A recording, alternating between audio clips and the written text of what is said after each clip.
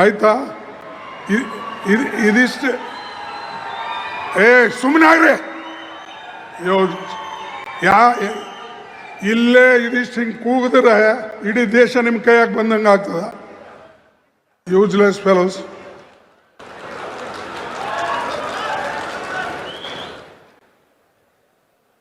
ಯಾವಾಗಲೂ ಇದು ಕಾಂಗ್ರೆಸ್ ಪಕ್ಷದ ಇದು ಮೀಟಿಂಗ್. ಇದರಲ್ಲಿ ಯಾವ ಒಂದು ವ್ಯಕ್ತಿ ಮತ್ತು ಮೀಟಿಂಗ್ ಅಲ್ಲ. ಎಲ್ಲರೂ ಸೇರಿ ಪಕ್ಷಕ್ಕೆ ಒಂದುಗೂಡಿಸ್ತಕ್ಕಂಥ ಫಂಕ್ಷನ್ಸ್ ಇದು. ಯಾರೇ ಒಬ್ರು ಒಂದು ಹೇಳೋದು, ಇನ್ನೊಬ್ರು ಒಂದು ಕೂಗೋದು, ಬಾಕಿ ಅವ್ರು ಅದಕ್ಕೆ ಬಂದಾರ? ಕಸ ಗೂಡ್ಸಕ್ಕೆ ಬಂದಾರ?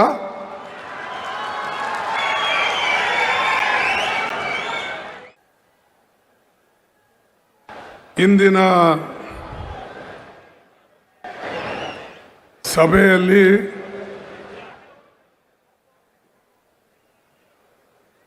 ಉಪಸ್ಥಿತರಿರ್ತಕ್ಕಂಥ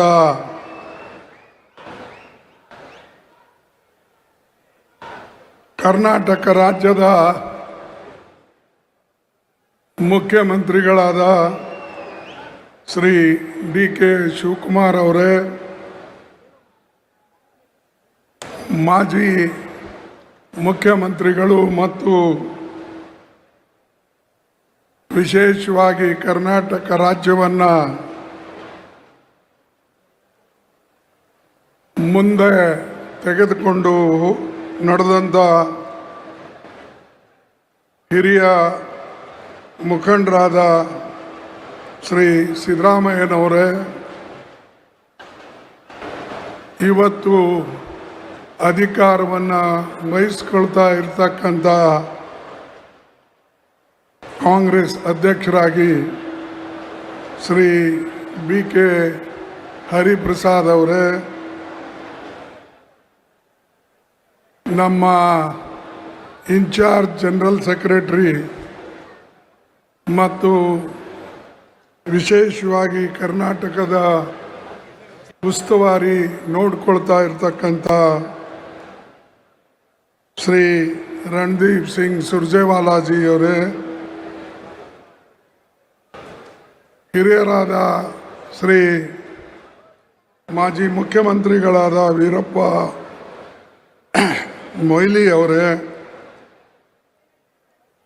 ವೇದಿಕೆ ಮೇಲೆ ಕುಳಿತಂಥ ಎಲ್ಲ ಮಂತ್ರಿಮಂಡಲದ ಸದಸ್ಯರೇ ಹಾಗೂ ಮಾಜಿ ಮಂತ್ರಿಗಳೇ, ಪಾರ್ಲಿಮೆಂಟ್ ಸದಸ್ಯರೇ, ಪ್ರಮುಖ ನಾಯಕರೇ, ಮಾಜಿ ಕಾಂಗ್ರೆಸ್ ಪಾರ್ಟಿಯ ಅಧ್ಯಕ್ಷರೇ, ಶಾಸಕ ಮಿತ್ರರೇ ಹಾಗೂ ಇಲ್ಲಿ ನೆರೆದಂಥ ನಮ್ಮ ಬ್ಲಾಕ್ ಕಾಂಗ್ರೆಸ್ ಕಮಿಟಿ, ಜಿಲ್ಲಾ ಕಾಂಗ್ರೆಸ್ ಕಮಿಟಿ, KPCCಯ ಎಲ್ಲ ನಮ್ಮ ಪದಾಧಿಕಾರಿ ಮಿತ್ರರೇ, ಕಾಂಗ್ರೆಸ್ಸಿನ ಎಲ್ಲ ಪ್ರಮುಖ ಕಾರ್ಯಕರ್ತ ಮಿತ್ರರೇ, ಮಾಧ್ಯಮದ ಬಂಧುಗಳೇ, ಪತ್ರಕರ್ತ ಮಿತ್ರರೇ ಹಾಗೂ ನನ್ನ ಯುವ ಮಿತ್ರರೇ, ಇವತ್ತು ವಿಶೇಷವಾಗಿ ಇದು ಕಾಂಗ್ರೆಸ್ಗೆ ಮಹತ್ವದ ದಿನ. ಕಾರಣ 6.5 ವರ್ಷ ಸತತವಾಗಿ ಕಾಂಗ್ರೆಸ್ ಪಕ್ಷದ ಅಧ್ಯಕ್ಷರಾಗಿ ಚುಕ್ಕಾಣಿಯನ್ನು ಹಿಡಿದಂಥ ನಮ್ಮ ಶಿವಕುಮಾರ್ ಅವರು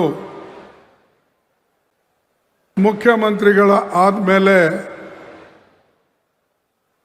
ಅದನ್ನು ಆ ಅಧಿಕಾರವನ್ನು ಅಧ್ಯಕ್ಷಗಿರಿ ಅಧಿಕಾರವನ್ನು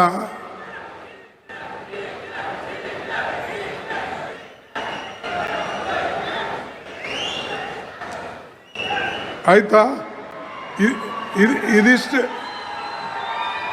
ಸುಮ್ಮನೆ ಆಗ್ರಿ. ಯಾ ಇಲ್ಲೇ ಇದಿಷ್ಟು ಹಿಂಗೆ ಕೂಗಿದ್ರೆ ಇಡೀ ದೇಶ ನಿಮ್ಮ ಕೈಯಾಗ ಬಂದಂಗೆ ಆಗ್ತದ. Useless fellows.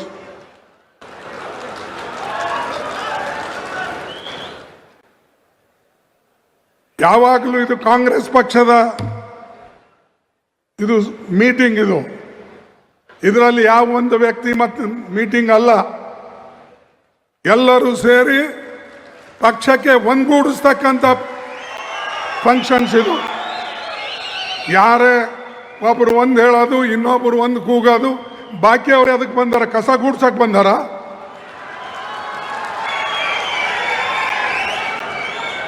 ಬಂಧುಗಳೇ, ನೆನಪಿಡಿ, ಯಾವಾಗಲೂ ಕೂಡ ಶಿಸ್ತು ಪಕ್ಷಕ್ಕೆ ಬೇಕು.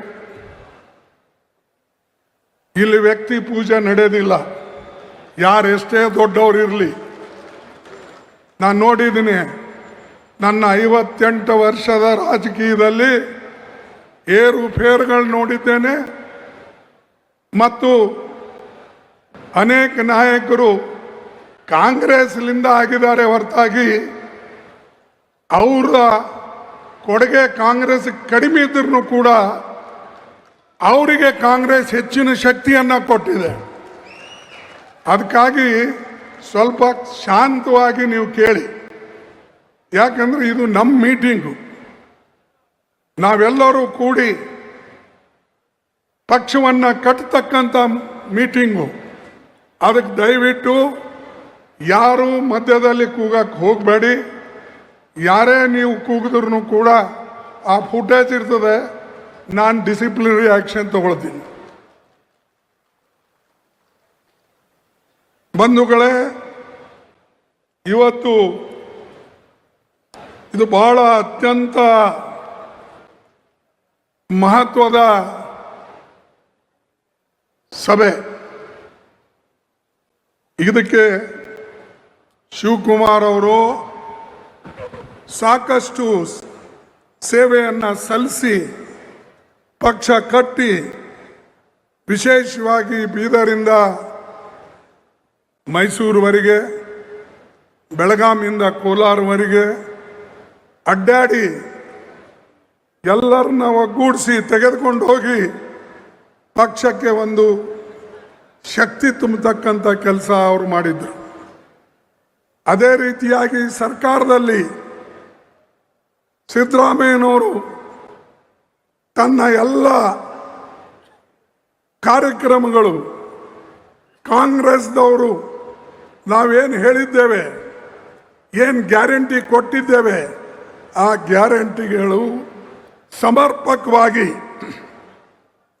ಇಬ್ಬರೂ ಸೇರಿ ನೆರವೇರಿಸಿದ್ದಕ್ಕಾಗಿ ನಮ್ಮ ಸರ್ಕಾರ ಅಧಿಕಾರಕ್ಕೆ ಪುನಃ ಬಂತು. ಮುಂದೂ ಕೂಡ ಇದೇ ರೀತಿಯಾಗಿ ನಾವು ಮಾಡಿದ್ರೆ ಪುನಃ ನಮ್ಮ ಸರ್ಕಾರ ಬರ್ತದೆ ಅನ್ನತಕ್ಕಂಥ ಮಾತನ್ನು ನಿಮ್ಗೆ ಹೇಳಕ್ಕೆ ಇಚ್ಛೆ ಪಡ್ತಿದ್ದೇನೆ. ಎರಡನೇದಾಗಿ, ಇವತ್ತು ನಮ್ಮ ಮುಂದೆ ಅನೇಕ ದೊಡ್ಡ ದೊಡ್ಡ ಪ್ರಶ್ನೆಗಳಿವೆ. ವಿಶೇಷವಾಗಿ ಇವತ್ತು ಬೆಲೆ ಏರಿಕೆ, ಇನ್ಫ್ಲೇಷನ್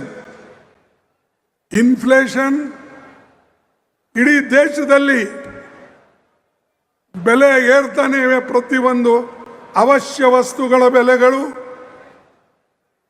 ಮಕ್ಕಳಿಗೆ ಬೇಕಾದ ಪಠ್ಯಪುಸ್ತಕಗಳು, ಗ್ಯಾಸು, ಡೀಸೆಲು, ಪೆಟ್ರೋಲು, ಎಲ್ಲದರ ಬೆಲೆ ಇವತ್ತು ಮೋದಿ ಸರ್ಕಾರ ಏರಿಸ್ತಾನೆ ಇದೆ. ನಾವು ಈ ಬೆಲೆ ಏರಿಕೆ ವಿರುದ್ಧ ಹೋರಾಟವನ್ನು ಮಾಡ್ತಕ್ಕಂಥದ್ದು ಹೊಣೆ ನಮ್ಮ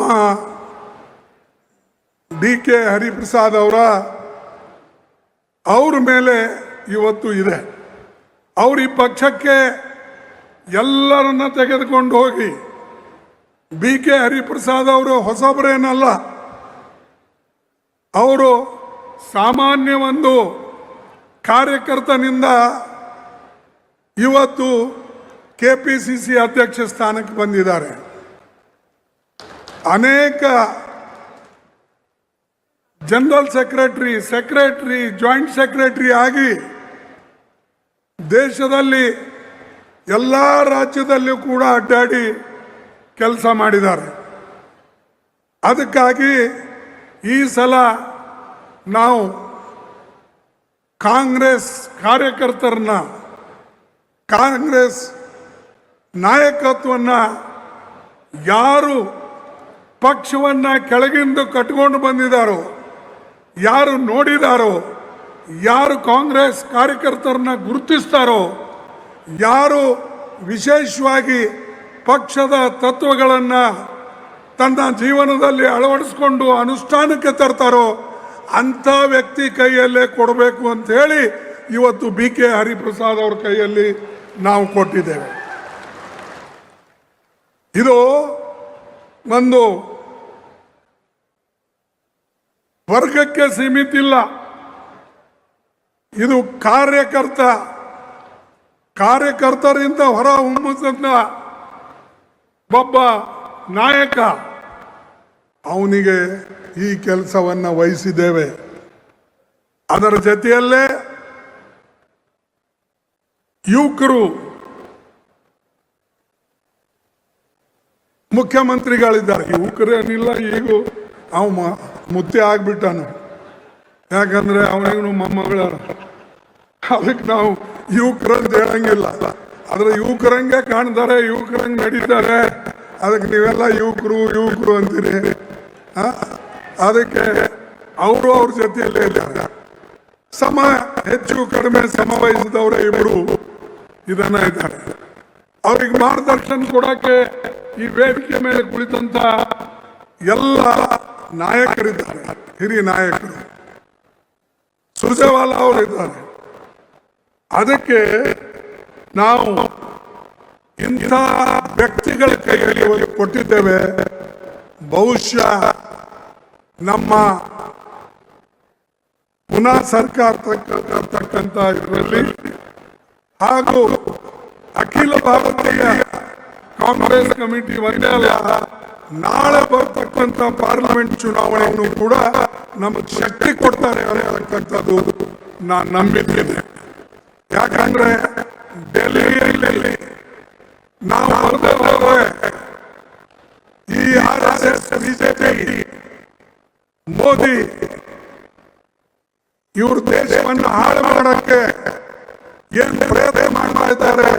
ಇವರು ಹೋಗೋದಿಲ್ಲ. ಇವರಿಗೆ ಮನೆ ಕಳಿಸ್ಬೇಕಾದ್ರೆ ನೀವು ಮನಸ್ಸು ಮಾಡಬೇಕು.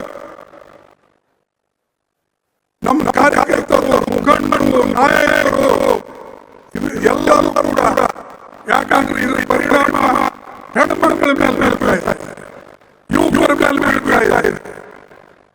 ಅದಕ್ಕಾಗಿ ಇದು ಮೋದಿ ಅವರ ಕೊಡುಗೆ, ಇದು ಮೋದಿ ಅವರ ಕೊಡುಗೆ. ಮೊದಲ ಅಧಿಕಾರ ಬರುವಾಗ ಬಂದ ಮೇಲೆ ಪ್ರತಿ ವರ್ಷ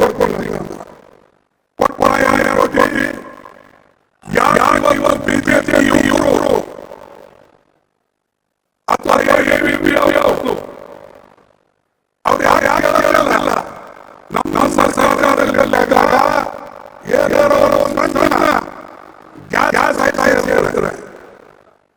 ಅಥವಾ ಕಮರ್ಷಿಯಲ್ ಗ್ಯಾಸ್ ಸೇರಿದ್ರೆ ಅಥವಾ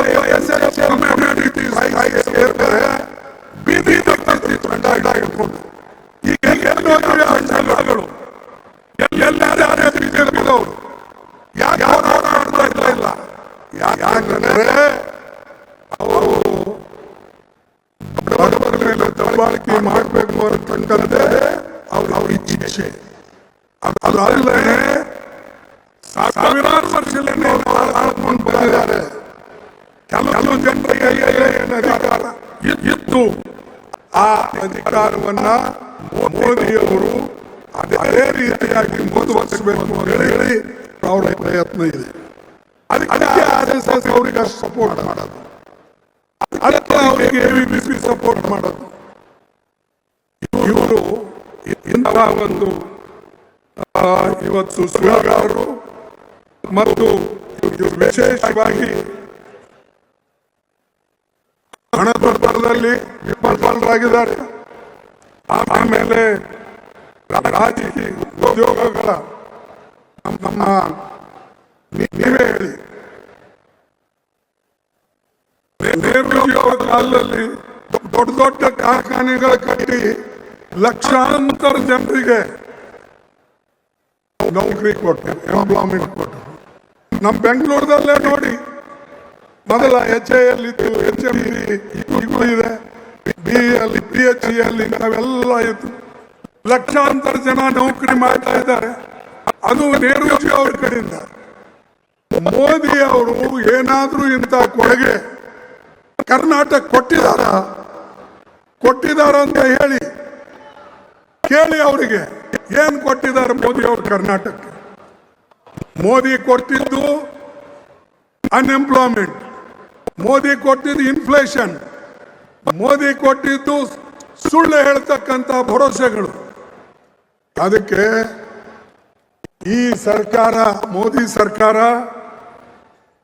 ಒಂದಿಲ್ಲ ಒಂದು ಸಮಯದಲ್ಲಿ ಬೀಳ್ತದೆ. ಇದು ನೀವು ಕಾದು ನೋಡಿ. ಮತ್ತೆ ಇವ್ರ ಮೇಲೂ ಕೂಡ ದೊಡ್ಡ ಸಂಕಟವನ್ನ ಮೋದಿ ಅವ್ರ ಮೇಲೆ ಬರ್ತಾ ಇದೆ. ಅದನ್ನು ನೀವು ಕಾದು ನೋಡಿ. ಯಾಕಂದ್ರೆ ಅವ್ರು ಯಾವ ಕೆಲಸನೂ ಕೂಡ ಸರಿಯಾದಂಥ ರೀತಿಯಲ್ಲಿ ಮಾಡಿಲ್ಲ ಮತ್ತು ಈ ಕಾರ್ಮಿಕರಿಗೆ ಸಹಾಯ ಮಾಡಲಿಲ್ಲ.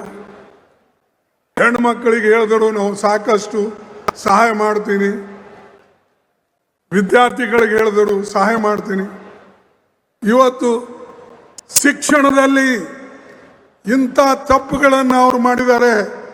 ನಮ್ಮ ಮಕ್ಕಳಿಗೆ ದಿಕ್ಕು ತಪ್ಪತಂಕ ರೀತಿಯಲ್ಲಿ ಸಿಲೆಬಸ್ ಮಾಡ್ತಾ ಇದ್ದಾರೆ. RSS ಹುಡುಗರನ್ನ ತುಂಬುತ್ತಾ ಇದ್ದಾರೆ. ಶಿಕ್ಷಕರು RSS ಬ್ಯಾಕ್ಗ್ರೌಂಡ್ ಇದ್ದವ್ರಿಗೆ ಕೊಡ್ತಾ ಇದ್ದಾರೆ. ವೈಸ್ ಚಾನ್ಸಲರು RSS ಬ್ಯಾಕ್ಗ್ರೌಂಡ್ ಇದ್ದವ್ರಿಗೆ ಕೊಡ್ತಾ ಇದ್ದಾರೆ. ಇಂಥ ಕೆಲಸ ಯಾಕೆ ಮಾಡ್ತಾ ಇದ್ದಾರೆ ಅಂದರೆ ಅದು ಹಿಡಿತ, ರಾಜಕೀಯ ಹಿಡಿತವನ್ನ ಅವರ ಕೈಯಲ್ಲಿ ಇರಬೇಕು ಅನ್ನತಕ್ಕಂಥ ದೃಷ್ಟಿಯಿಂದ ಅವರು ಈ ಕೆಲಸವನ್ನು ಮಾಡ್ತಾ ಇದ್ದಾರೆ. ಮೋದಿ ಅವರು ದೇಶ ಹಾಳು ಮಾಡಿಬಿಡ್ತಾ ಇದ್ದಾರೆ. ಆ ಟ್ರಂಪ್ ಇಡೀ ಪ್ರಪಂಚ ಹಾಳು ಮಾಡಿಬಿಡ್ತಾ ಇದ್ದಾನೆ. ಇವನ್ ದೇಶ ಹಾಳು ಮಾಡಿದ್ರೆ ಅವ ಪ್ರಪಂಚ. ಮತ್ತೆ ಅವರಿಬ್ಬರು ಸೇರಿ ಮೈ ಗುಡ್ ಫ್ರೆಂಡ್ ಅಂತ ಹೇಳ್ತಾರೆ.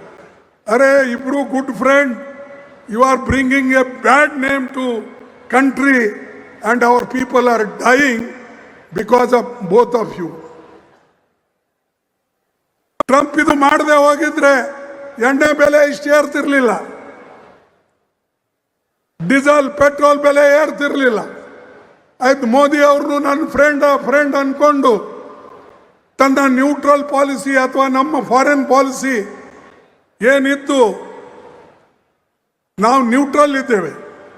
ನೆಹರೂಜಿ ಅವ್ರ ಕಾಲದಲ್ಲಿ ನಮ್ಮ ನ್ಯೂಟ್ರಲ್ ಪಾಲಿಸಿ ನಮಗೆ ಸಹಾಯ ಮಾಡಿದ್ದು, ಎಲ್ಲರೂ ನಮ್ಮ ಜೊತೆಯಲ್ಲಿದ್ದರು. ಆದರೆ ಈ ನಾನ್ ಅಲೈನ್ಮೆಂಟ್ ಪಾಲಿಸಿ ನಮ್ಮ ತೆಗೆದು ಪ್ರತಿ ದೇಶದಲ್ಲಿ ಅಡ್ಡಾಡಿ ಮೋದಿ ನನ್ನ ಫ್ರೆಂಡ, ಇವು ನನ್ನ ಫ್ರೆಂಡ, ಇನ್ನೊಬ್ಬರು ನನ್ನ ಫ್ರೆಂಡ ಅಂತ ಹೇಳಿಕೊಂಡು ಎಲ್ಲರಿಗೆ ಕೊಳ್ಳಿಗೆ ಬಿದ್ದು ನಮ್ಮ ಕುತ್ತಿಗೆ ಒತ್ಬಿಟ್ರು. ಅದಕ್ಕೆ ಬಂಧುಗಳೇ, ನಾವು ಯಾವಾಗಲೂ ಕೂಡ ನೆನಪಿಡಬೇಕು, ಯಾವ ಸರ್ಕಾರ ಬಂದರೆ ನಮಗೆ ಒಳ್ಳೆಯದಾಗ್ತದೆ ಅದನ್ನು ನಾವು ತಿಳಿಸ್ಬೇಕು ಜನರಿಗೆ. ತಿಳಿಸಿದ ಮೇಲೆ ಜನ ಅದು ಒಪ್ಕೊಳ್ತಾರೆ. ಅದಕ್ಕಾಗಿ ನಿಮ್ಮ ಕೆಲಸ ವಿಶೇಷವಾಗಿ ವಿದ್ಯಾರ್ಥಿಗಳ ಹತ್ರ ಹೋಗಿ, ರೈತರ ಹತ್ರ ಹೋಗಿ, ಹೆಣ್ಣು ಮಕ್ಕಳ ಹತ್ರ ಹೋಗಿ, ಎಲ್ಲಿ ಅನ್ಯಾಯ ಅತ್ಯಾಚಾರ ಆಗ್ತದೆ ಅವ್ರ ಹತ್ರ ಹೋಗಿ, ಯಾರು ಬಡವರಿದ್ದಾರೆ ಅವ್ರ ಕಣ್ಣೀರು ಸೂಟಿ ಅವರಿಗೆ ನೀವೊಂದು ಧೈರ್ಯವನ್ನು ತುಂಬತಕ್ಕಂಥ ಕೆಲಸ ಮಾಡಿ. ಅದು ಇವತ್ತು ಅವಶ್ಯ ಇದೆ. ಇಡೀ ದೇಶದಲ್ಲೇ ಇದರ ಅವಶ್ಯಕತೆ ಇದೆ. ಅದಕ್ಕಾಗಿ ನಾನು ನಿಮ್ಮಲ್ಲಿ ಕೇಳ್ಕೊಳ್ತಕ್ಕಂಥದ್ದು, ನಮ್ಮ ಪಕ್ಷ ಬಲಪಡಿಸಬೇಕು ಮತ್ತು ಮುಂದಿನ ನಮ್ಮ ಭಾರತದ ಭವಿಷ್ಯ ನಿಮ್ಮ ಕೈಯಲ್ಲಿದೆ.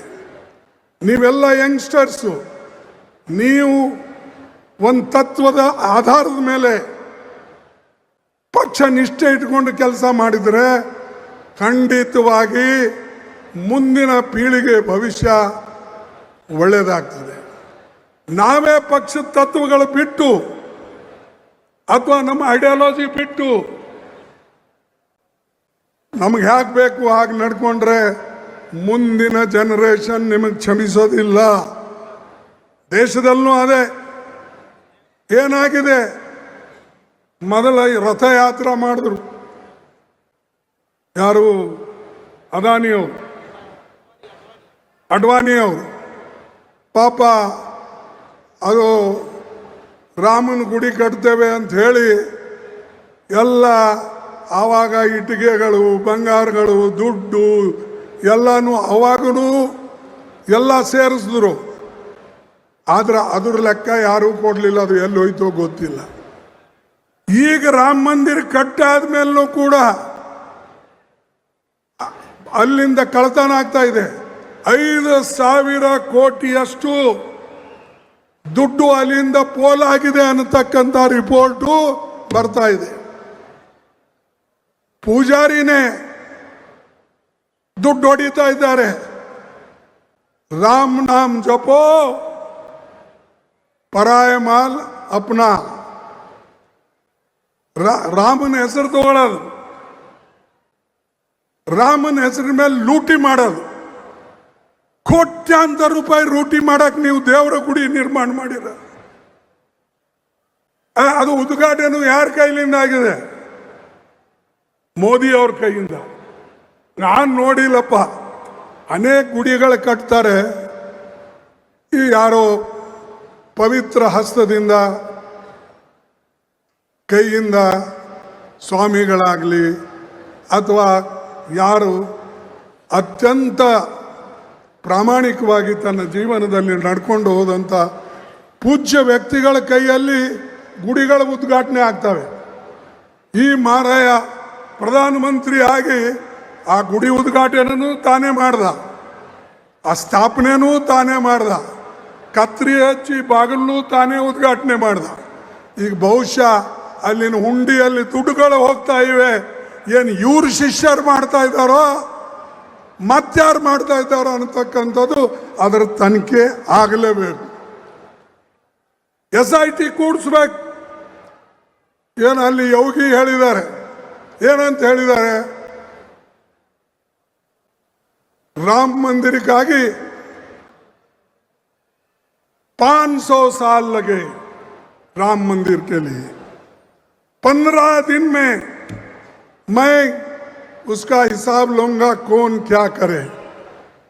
अरे 15 दिन क्यों लगते भाई तुमको?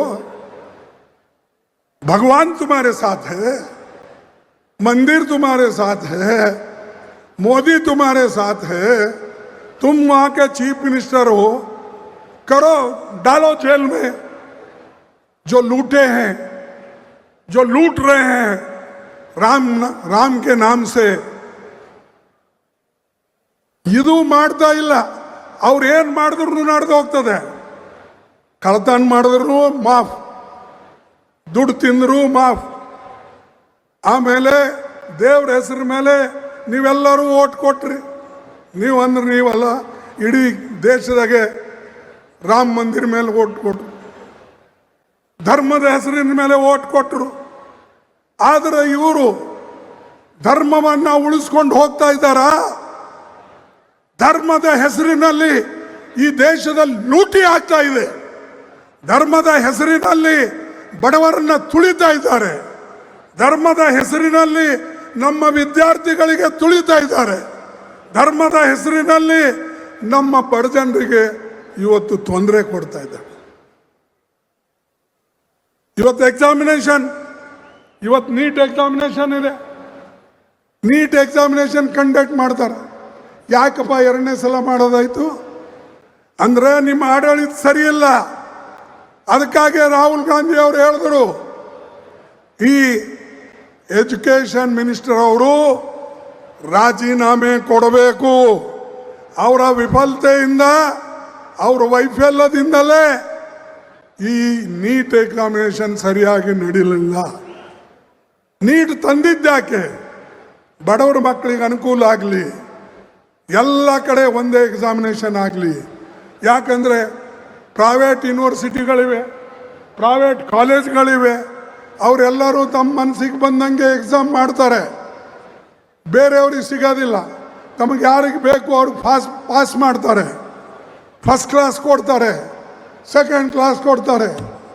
ಆದರೆ ಎಲ್ಲರಿಗೆ ಒಂದೇ ಆಗಬೇಕು ಅಂತಕ್ಕಂಥ ದೃಷ್ಟಿಯಿಂದಲೇ ನಾವು ನೀಟನ್ನು ಆಗಲಿ ಅಂತ ಹೇಳಿ ಸುಮ್ಮನೆ ಬಿಟ್ಟಿವಿ. ಆದರೆ ನೀಟಿಗೆ ಇವರಿಗೆ ಎಕ್ಸಾಮಿನೇಷನ್ ಕಂಡಕ್ಟೇ ಮಾಡ್ಲಿಕ್ಕಾಗಲ್ಲ.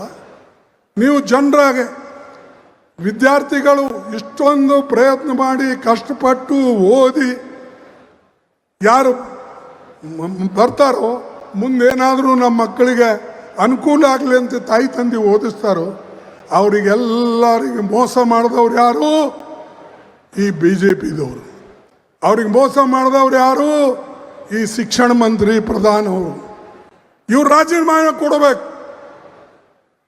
ಇಲ್ಲ ಅಂದರೆ ಹಿಂದೆ ನಮ್ಮ ಮೊಯ್ಲಿ ಅವರು ಪ್ರಾರಂಭ ಮಾಡಿದ್ರು, ಅದು ಯಾವುದು ಕಾಮೆಡ್ಗೆ CET, ಆ ಮಾದರಿ ಮೇಲೆ ಇವತ್ತು ಎಲ್ಲ ಸ್ಟೇಟ್ನಲ್ಲಿ ಆಗಲಿ. ಅದರ ಜೊತೆಯಲ್ಲೇ ನಮ್ಮ ಮಕ್ಕಳು PUCದಲ್ಲಿ ಏನು ಮಾರ್ಕ್ಸ್ ತೊಗೊಳ್ತಾರೆ ಅದನ್ನು ನೀವು ಸೇರಿಸಿ, ಅಥವಾ ಅದಕ್ಕೆ ಎಷ್ಟು, ಈಗೇನು ಬರೇ ಮಕ್ಕಳು ನೀಟ್ ಎಕ್ಸಾಮ್ಗೋಸ್ಕರನೇ ದುಡ್ಡು ಖರ್ಚು ಮಾಡಬೇಕು, ಟ್ಯೂಷನ್ಗೆ ಹೋಗ್ಬೇಕು. ಯಾರ ಹತ್ರ ದುಡ್ಡಿದೆ ಅವ್ರು ಮಾತ್ರ ಹೋಗ್ತಾರೆ, ಬಾಕಿ ಮಕ್ಕಳು ಏನು ಮಾಡಬೇಕು? ಸರ್ಕಾರಿ ಸ್ಕೂಲ್ನಾಗ ಓದ್ದವ್ರು ಏನು ಮಾಡಬೇಕು? ಅದಕ್ಕಾಗಿ ರಾಜ್ಯಕ್ಕೆ ನೀವು ಅದು ಕೊಡಿ. ರಾಜ್ಯ ಮತ್ತು ನೀಟ್ ಇವೆರಡೂ ಸೇರಿ ಮಾರ್ಕ್ಸ್ ಬಂದರೆ ಎಲ್ಲರಿಗೂ ಅನ್ಯಾಯ ಆಗೋದಿಲ್ಲ.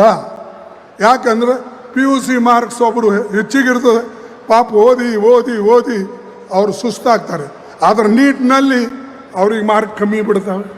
ಅವ ನೀಟಿಗೆ ತಿಂಗಳೇ ಓದ್ತಾನೆ, ಒಂದೇ ಮಂತ್ ಓದ್ತಾನೆ, ಅವನಿಗೆಲ್ಲ ರ್ಯಾಂಕ್ಗಳು ಬರ್ತವೆ.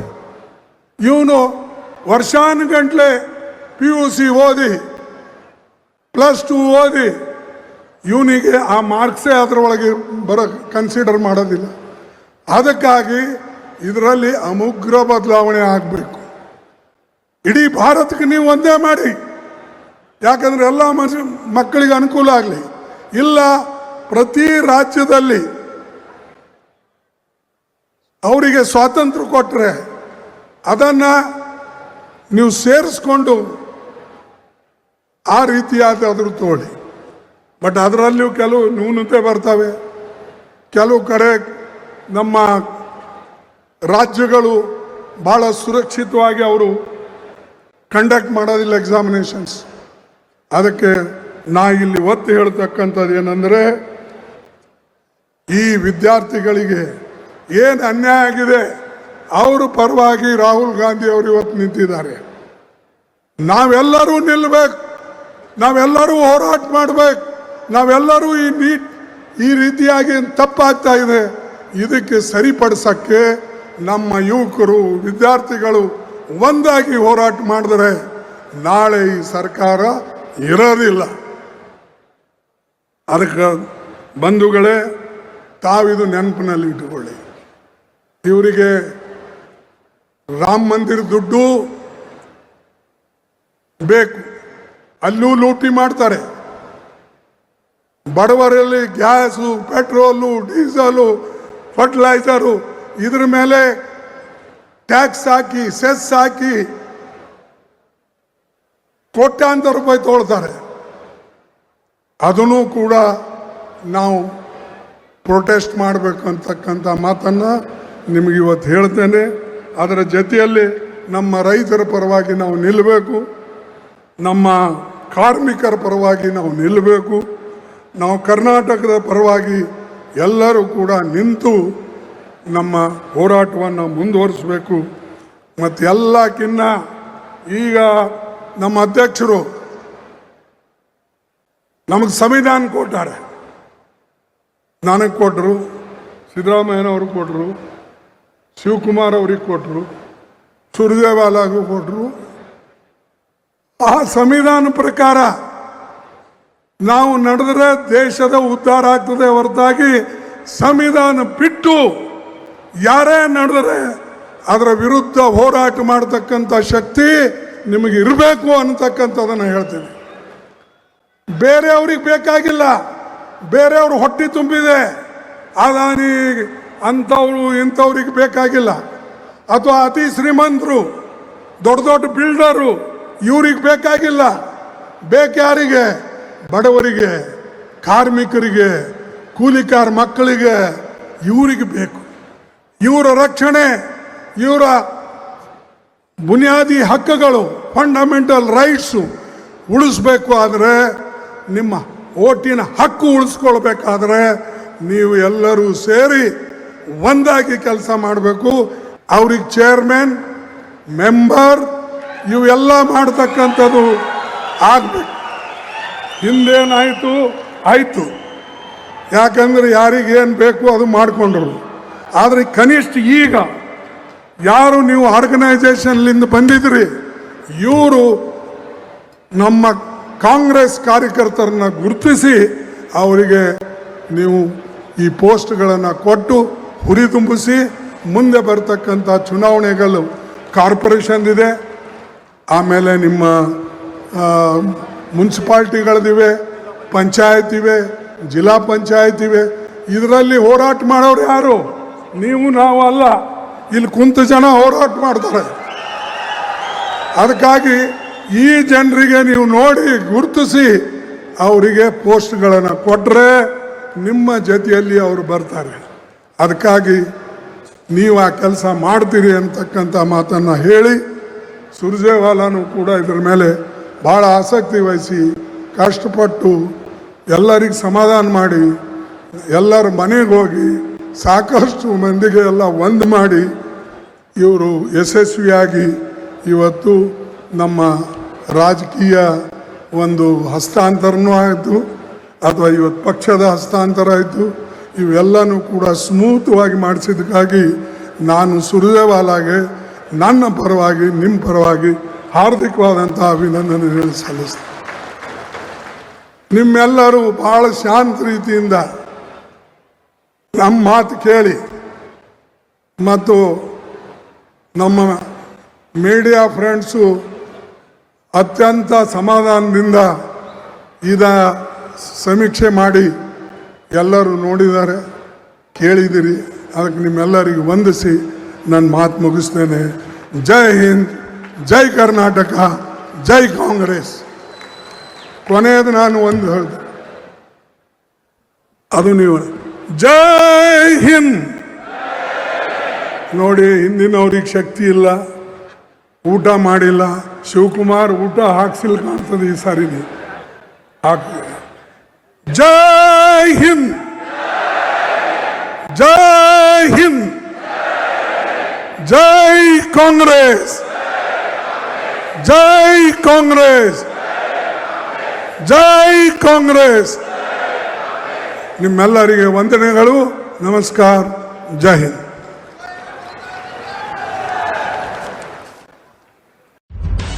ನಿಖರ ಸುದ್ದಿ, ಸದಭಿರುಚಿಯ ಕಾರ್ಯಕ್ರಮ. ನೀವು ನೋಡ್ತಾ ಇದ್ದೀರಾ ಕಹಳೆ ನ್ಯೂಸ್, ಸಮಾಜದ ಜಾಗೃತಿಗಾಗಿ ವಸ್ತುನಿಷ್ಠ ವರದಿ.